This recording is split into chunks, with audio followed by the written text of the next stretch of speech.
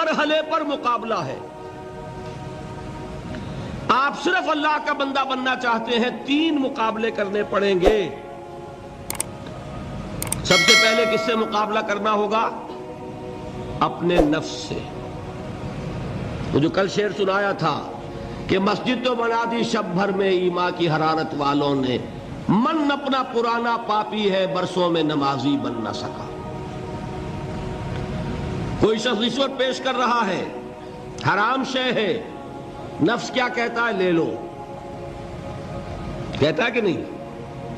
اور بڑی پٹیاں پڑھاتا ہے کہ یہ سارا تقویٰ کا حیضہ تمہیں ہو گیا ہے, فلاں حاجی ہے, فلاں وہ ہے, وہ بھی لیتا ہے.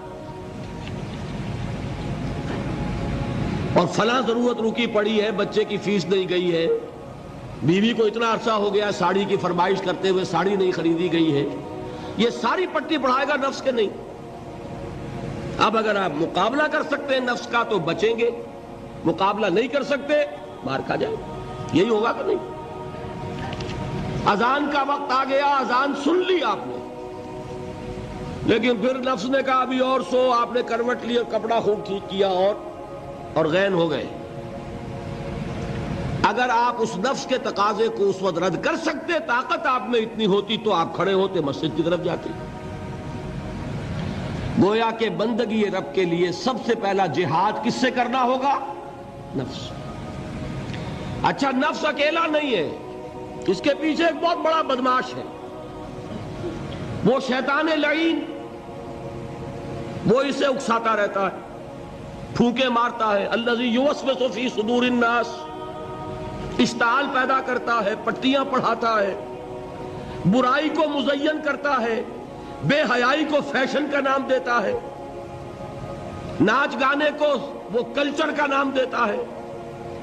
یہ سارا کچھ کر رہا ہے. تو اگر شیطان سے مقابلہ نہیں کر سکیں گے تو اللہ کی بندگی کر سکیں گے؟ تیسری چیز, معاشرہ بگڑا ہوا ہے. بگڑے ہوئے معاشرے کا ایک دباؤ ہے آپ پر. یہ بالکل ایسے جیسے ایک ہجوم ایک طرف جا رہا ہو تو ادھر جانا آسان اور مقابلے میں جانا بہت مشکل, زور لگانا پڑے گا نا. تو معاشرے کا رخ کچھ اور ہے, آپ کا رخ کچھ اور ہے. معاشرہ نہ خدا کو جانے نہ رسول کو جانے. آپ چاہتے ہیں اللہ اور اس کے رسول کے حکم پہ چلنا, کشمکش کرنی پڑے گی کہ نہیں؟ بہت پیارے ہیں وہ مصرے, زمانہ بات و نہ سازت تو با زمانہ ستیز. زمانہ تمہارے ساتھ اگر موافقت نہیں کر رہا, زمانے سے جنگ کرو. اور بے غیرت اور بے حمیت اور بودے اور بزدل اور کچے لوگوں کا اصول کیا ہے؟ زمانہ بات و نہ سازت تو با زمانہ بساز. زمانہ تمہارے ساتھ موافقت نہیں کرتا, بھائی تم زمانے کے رنگ میں رنگے جاؤ. آسان راستہ کون سا ہے؟ زمانہ تمہارے رنگ میں نہیں آتا, تم اس کے مطابق ڈھل جاؤ, کوئی تکلیف ہوگی. اور زمانہ تمہارے ساتھ اگر موافقت نہیں کر رہا, تم زمانے سے لڑو, تکلیف آئے گی کہ نہیں؟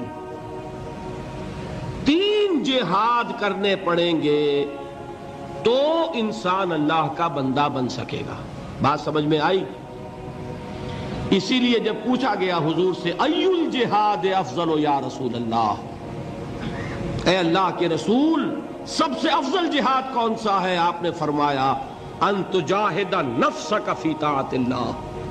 سب سے افضل جہاد یہ کہ اپنے نفس سے جہاد کرو, کشمکش کرو, مقابلہ کرو, تاکہ اسے اللہ کا مطیع بناؤ. یہ جہاد ہے افضل الجہاد. پہلے میں نے کہا تھا پہلی منزل سب سے اہم, تو جو پہلی منزل کا جہاد ہے وہ افضل الجہاد. بالکل 2 اور 2 4 کی طرح کی بات ہے. اور اسی کو کہا گیا جہاد اکبر. جب آپ غزوہ تبوک سے واپس آئے ہیں, آپ نے فرمایا مسلمانوں یہ نہ سمجھنا جہاد ختم ہو گیا. رجعنا من الجہاد الاصغر الى الجہاد الاکبر. وہ تو چھوٹا جہاد تھا جو ہم کرنے گئے تھے کافروں سے خلاف. یہ بڑا جہاد ہے جو مدینے میں رہ کر ہوگا, ہر آن ہوگا. وہ تو کبھی ہوتا ہے کبھی نہیں ہوتا, یہ ہر وقت ہوتا ہے, ہر صبح ہوتا ہے, ہر رات ہوتا ہے, ہر شام ہوتا ہے, ہر لحظہ ہوتا ہے. ہر وقت کشمکش ہے خیر و شر کی، حلال اور حرام کی، صحیح اور غلط کی، زمانے کی روش اور دین کا تقاضا ٹکرا رہے ہیں۔ آپ اگر اس راستے پر پہلا قدم رکھیں ایک عزم کے ساتھ تو ہوش ٹھکانے آ جائیں گے، دن میں تارے نظر آئیں گے، 14 طبق روشن ہو جائیں گے کہ دین کا نام لینا آسان ہے، چلنا بہت مشکل ہے۔ چمی گویم مسلمانم بے لرزم کہ دانم مشکلات لا الہ را۔